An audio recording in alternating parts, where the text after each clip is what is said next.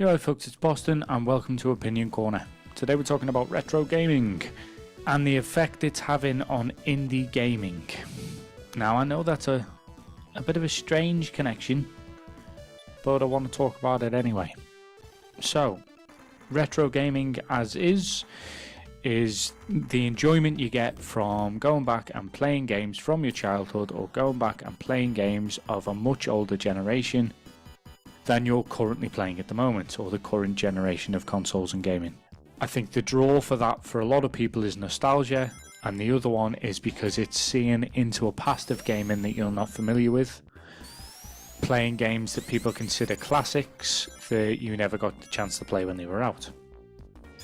Now, it's tie-in with indie gaming. Because of a rise in the interest in old school graphics, old school sound development, and everything associated with old school games and retro gaming, indie developers have started to develop games that are based around that ideal. They're bringing out 8-bit, 16-bit, 32-bit games with, 8-bit music, 16-bit music, chiptune, you know what I mean? Like, indie developers have started developing games like that for the people who currently only enjoy your AAA titles, or games that are very similar to AAA titles with updated graphics and stuff. A prime example of a game that is like that has done very well recently was Undertale. Now, Undertale's graphic and sound system was absolutely perfect. It was a brilliant game, it had brilliant gameplay aspects, and the art style and music were amazing. And people who weren't normally into retro games played it. Now, obviously, the creator of Undertale did a great deal of coding in there that wasn't found in games at all, ever. Stuff like, resetting the game on you and stuff like that, and holding on to your choices when you started a new game and stuff. I know I'm spoiling it a bit for you, but guys, if you don't want it spoiled, go out there and fucking play the game. On a side note, there are a lot of indie games that come out that maybe look retro, but that's more to do with the ability of the developers, not the fact that they've aimed for that. That's what they're capable of achieving. Now, to me, this seems like a logical step. Back when I was a teenager, RPG Maker came out, and RPG Maker was kind of like the RPGs you played on the SNES and your Game Boy and stuff like that. Like, that was the graphic style and music style that they went for in that. I neglect to call it a game. I don't really think RPG Maker was a game. It was your ability to create your own game. But for the sake of this video, we will call it a game. When RPG Maker came out, it had all of those values of retro gaming, even though really it hadn't been that long since those games were coming out as mainstream games. And so indie developers now making games like that, I think, is the logical step, and I think it does a great thing for retro gaming because it normalizes playing old school games. There is this horrible thing that goes on in the gaming community that when graphics are bad, people don't want to play the game. So I can understand with glitches. I can understand when people buy a brand new game and there are game-breaking glitches or glitches that are visually awful to look at. Yes. But that's not what I'm talking about when you go back and play a retro game.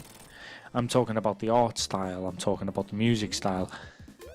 That makes retro gaming, not the fact that back then glitches were commonplace. But, these indie games that have been coming out in a retro style sometimes have utilised that idea of what retro gaming used to be and sort of made a nod to it. A prime example is Super Meat Boy. Now, in Super Meat Boy, you had a chance that when you started a level, if you haven't played Super Meat Boy, go out and play it. I'm going to explain it now, but you need to go out and play it. It's a brilliant game.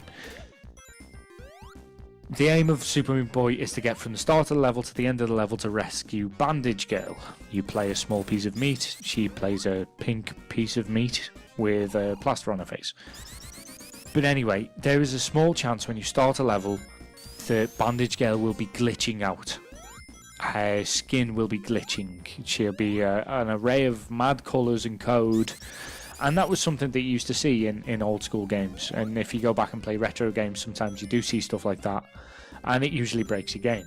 In Super Meat Boy, however, that brought you to a very retro style of Super Meat Boy that was laid out a little bit like a Game Boy game, which I thought was cool, and I quite like that. And I quite like the fact that these indie developers, when they're making their retro style games, are making nods to the bad aspects of retro gaming as well as the good aspects of retro gaming. Now, I'm seeing a lot of negativity in the retro gaming community on Twitter, on Facebook, on YouTube about what is considered to be retro, the hard and fast rules of what retro is. And I really want to clear this up for everyone right now who's watching this video, right? Retro gaming is subjective, okay? Gaming is an art form. Every aspect of gaming can be considered art and viewed upon as if it were art, okay? Right? So you turning around to someone and saying that they're wrong when it comes to art is stupid and ludicrous. Okay? When it comes to retro gaming, what I consider to be a retro game may not be what you consider to be a retro game. I'm obviously playing Shenmue on a Friday at the moment on a slot called Retro Fridays. Shenmue is probably the last game, timeline-wise, Shenmue is probably the most recent game that I would consider retro. I would consider everything that was released prior to Shenmue 1, or even Shenmue 2, thinking about it. Everything released prior to Shenmue 2, I would probably consider to be a retro game. Now, my brother, who is 12 years older than me, would probably consider everything that was released on the SNES and before that a retro game. But he wouldn't consider anything that was released on the PS1 or the Sega Saturn to be a retro game. And that's my point. It's subjective. The end user, the person who is playing the game, is the person who determines whether they think it is a retro game. And you turn around and saying to them that it's not, you can do that, and I'm not going to stop you. Christ, I do it. But there's no point arguing about it. There's no point getting upset about it. There's no point saying that you're wrong and giving the people a load of grief over why they're wrong. That's a load of shit. Stop doing it, right? I don't like to see negativity in the gaming community at any point, and unfortunately, we're really bad for it. Really, really bad for it. And the joy of retro gaming is that it brings us all together. It gives us a common thing to talk about. Now, I want to finish this video on a high, obviously. I've been playing Shenmue on a Friday. I absolutely love my retro gaming. I think more people need to do it, and I think more people need to promote these indie developers that are pursuing retro gaming. As always, that is my opinion, and that's why it's called Opinion Corner. If you liked the video, hit the thumbs up, and if you disliked, let me know. Subscribe if you want to see next week's video or any of the other videos I put out in the week. But anyways, guys, take it easy. Laters.